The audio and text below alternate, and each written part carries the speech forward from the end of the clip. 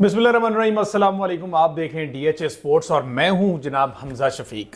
Bill आखिर कल Pakistan team ने ट्रैवल करना है यूएसए के लिए और आज जो है बल्कि आज रात ट्रैवल करना है और आज ही के रोज स्क्वाड अनाउंस कर दिया गया है टी20 और ओडीआईज का। मसला ये है, मैं ब्लंडर्स जो है ना पाकिस्तान क्रिकेट बोर्ड पता नहीं कौन से अरस्तू बैठे हुए। अगर आपको पता है कि ये अरस्तू इनके पीछे डोरे कौन हिला रहा है, ये किन की सिफारिश पर भर्ती हुए हैं, तो जरा मुझे भी बताइएगा। मामला कुछ यूं है, ये जो ब्लंडर्स मैं आपके साथ शेयर करने लगा हूं कि पाकिस्तान, अच्छा जेन में ये रखना है कि आगे आ रहा है एशिया कप, उसके बाद आ रहा है टी20 वर्ल्ड कप, ठीक है ना। ये आपने दो इवेंट जेन में रखने हैं और ये पाकिस्तान क्रिकेट बोर्ड बार बार इन्हीं इवेंट को जेन में रखकर टीम अनाउंस करता है। अब ये जो ब्लंडर कर दिए हैं, चले शाहीन अफरीदी की वापसी हो गई है, ठीक है, हारिस की वापसी हो गई है, ठीक है, हसन अली की वापसी हो गई, ठीक है, लेकिन ये वो लोग तब कहां थे जब इबरतनाक शिकस्त सीरीज हमें बांग्लादेश ने हराई है। ठीक है, शाहीन को आपने बाहर कर दिया, हारिस को आपने रखा नहीं है, हसन अली को क्यों नहीं, इस पे आगे चल के मैं बात करता हूं, ठीक है। अब जब शाहीन वापिस आए हैं, हक मारना तो पाकिस्तान क्रिकेट बोर्ड किसी का ना अपना फर्ज समझता है, अपना हक समझता है कि ये मेरा हक है, मैं इसका हक मारूं।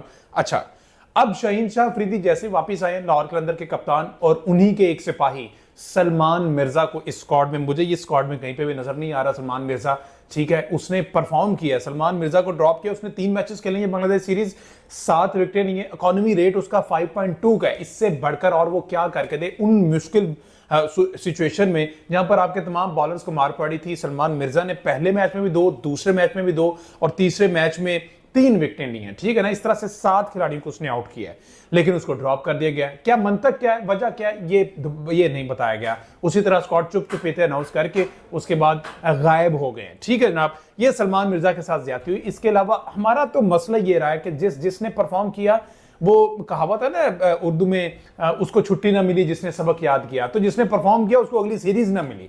यही हाल साहिबजादा फरहान का था ही, और इस तरह के बहुत से नाम है जिन्होंने परफॉर्म किया, अगली सीरीज में उनको यूं वापस गायब सफाई हस्ती से मिटा दिया जाता है, वापस मुड़कर देखा नहीं जाता।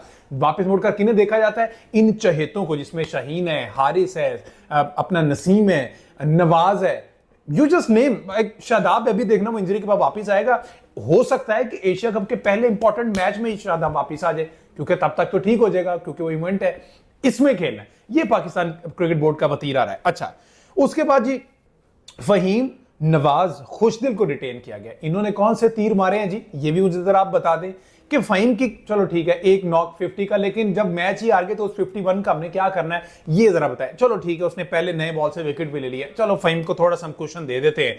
ये नवाज की क्या कारकर्दगी है, नवाज किस बेस पे? मेरा ख्याल इसके पास ना सिलेक्टर्स की कुछ तस्वीर हैं, ठीक है, जो इसने अपनी बोजी में रखी हुई हैं। जैसे सिलेक्टर्स को निकालने का कहता है कि बोजी से तस्वीर निकाल, बोजी समझते हैं ना आप, बोजी से तस्वीर निकाल के ना हल्का सा ऐसे करके देता कि ये जो ना मैंने चीन टपाक डमडम, ठीक है। उसके अलावा खुशदिल शाह, अब पठानों से आपको क्या चाहिए? खुशदिल शाह भी आपने रख लिया। खुशदिल को बांग्लादेश सीरीज में रखा क्योंकि बीपीएल में उसने परफॉर्म किया, आपने उस बेस पे उसको लेके आए चैंपियंस ट्रॉफी में, लेकिन उन्हें तो जनाब इत्थे भी परफॉर्म नहीं किया, यहां पे भी परफॉर्म नहीं किया, तो फिर ऑन व्हाट बेसिस इसको वापस लाया गया, इसको रिटेन किया, आखिर क्यों?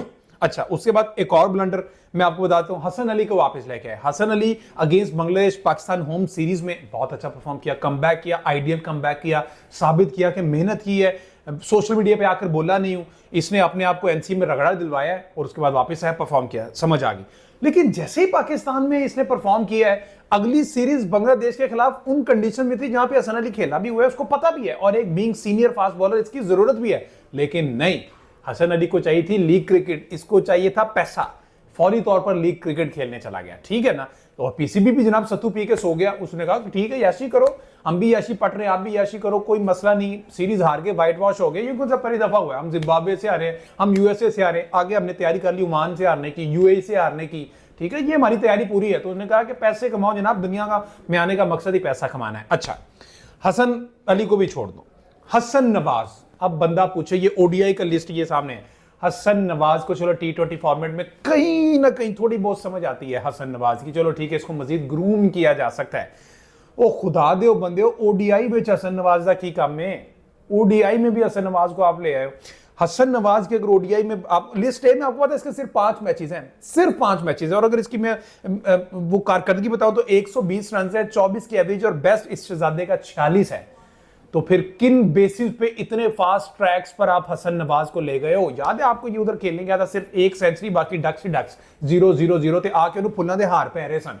एहतिहाल है पाकिस्तान का, एहतिहाल है पाकिस्तान का। इससे बेहतर था जनाब हसीबुल्ला का मौका दे देते, इससे बेहतर था मास सदाकत को मौका दे देते, लेकिन नहीं, पर्चियां पर्चियां ते पर्चियां। ठीक है, अब सवाल एंड पर मैं ये छोड़े जा रहा हूं कि मोहम्मद नवाज जो है कोचा किसकी पर्ची है, आखिर किसकी पर्ची? अगर आपको पता है ना तो कमेंट सेक्शन में मुझे बता दीजिएगा। मेरे चैनल को सब्सक्राइब कीजिएगा, वीडियो पसंद आए तो लाइक कीजिएगा, शेयर कीजिएगा।